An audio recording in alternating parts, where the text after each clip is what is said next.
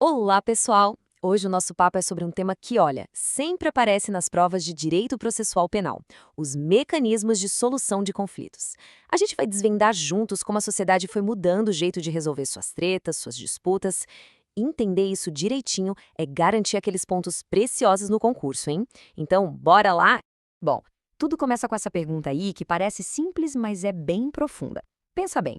Desde o mundo a mundo, onde tem gente interagindo, tem a chance de dar um conflito. Mas como é que a gente saiu daquela lei do mais forte para chegar no sistema organizado que temos hoje? É exatamente essa jornada que a gente vai fazer agora. E esse aqui é o nosso mapa da mina. Primeiro, vamos entender as três grandes soluções para um conflito.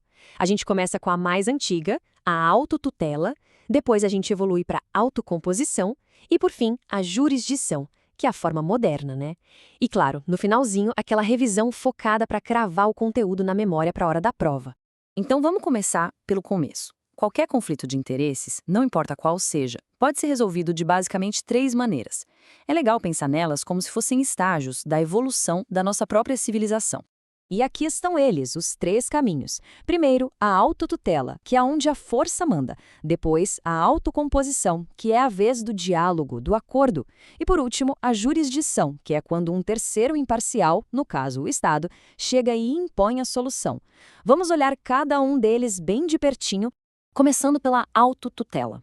Esse é o método mais primitivo de todos, sabe? É a forma mais crua de resolver um problema. Um lado simplesmente impõe a sua vontade sobre o outro, na marra. O conceito aqui é bem direto ao ponto. A autotutela é basicamente usar força bruta para conseguir o que se quer. Então, se a prova pedir uma palavra-chave para autotutela, não tem nem o que pensar. A palavra é força. É a famosa justiça com as próprias mãos. Simples assim. E aqui, gente, atenção máxima. Ponto crucial que as bancas amam. No nosso Estado de Direito, a regra geral é que a autotutela é proibida. Na verdade, ela é crime. Está lá tipificada no nosso Código Penal como exercício arbitrário das próprias razões. Ou seja, fazer justiça com as próprias mãos, mesmo que a pessoa ache que tem o direito, é crime. Isso tem que estar na ponta da língua. Ah, mas aí vem aquela pergunta clássica de concurso, a famosa pegadinha. Será que essa regra é absoluta? Será que não tem nenhuma situaçãozinha em que a lei olha para a autotutela e fala: ok, nesse caso específico, pode? Pensa aí, o que se marcaria na prova? E a resposta é sim. A própria lei abre algumas exceções, mas são casos super específicos contados nos dedos. São as famosas excludentes de ilicitude, como a legítima defesa, o estado de necessidade e, lá no processo penal, a permissão para que qualquer um do povo possa prender alguém em flagrante. São hipóteses taxativas, ou seja, só valem essas. É o Estado autorizando uma ação pontual para proteger um bem maior. Certo. Superamos a fase da força. E agora? Qual é o próximo passo na evolução? É a autocomposição. Aqui a gente troca a imposição pelo diálogo, a violência pelo consenso. É um grande avanço, né? A palavra mágica aqui, a palavra-chave que tem que ficar na cabeça é consenso. Na autocomposição, as próprias partes envolvidas no problema é que chegam a uma solução. Elas conversam, fazem concessões e chegam a um acordo. É uma forma muito mais civilizada e que o nosso sistema jurídico incentiva cada vez mais.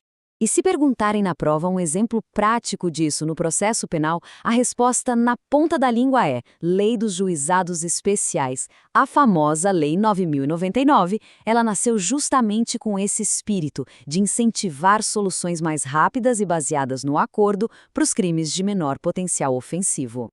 Dentro da Lei 9.099, a gente vê a autocomposição na prática em figuras como a composição civil dos danos, a transação penal, que é aquele acordo com o Ministério Público para nem ter processo, e a suspensão condicional do processo, que, como o nome diz, suspende a ação se a pessoa cumpriu algumas condições. São ferramentas de consenso puro. E aí, finalmente, a gente chega no topo da pirâmide, no ápice da evolução, a jurisdição. É o que acontece quando as partes não conseguem ou simplesmente não querem chegar a um acordo. Aí entra em cena o Estado que assume o protagonismo para resolver a parada. A origem da palavra já entrega tudo, olha que legal. Juris vem de direito e dictio vem de dizer. Então, jurisdição é o poder que o Estado tem de dizer o direito para o caso concreto. E a palavra-chave aqui, substituição. Grave isso. O Estado juiz substitui a vontade das partes e impõe uma decisão de cima para baixo.